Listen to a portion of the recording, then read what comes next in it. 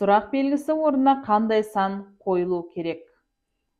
2 сұрақ белгісі, 4 сұрақ белгісі, 5, 20, 11, 8 сандары берілген. Сұрақ белгісінің орнында тұрған сандарды табайық.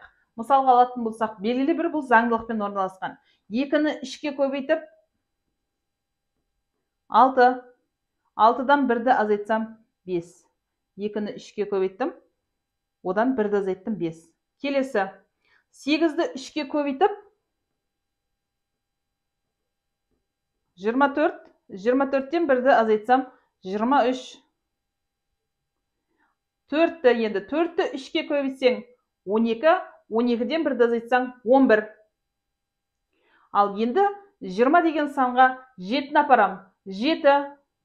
7-ні 3-ке көбейтсем 21. 21-ден 1-ді азайтсам 20 саны. Ізделінді сан 7 және 23 сандары. Заңдылығын осылай тауып аламыз.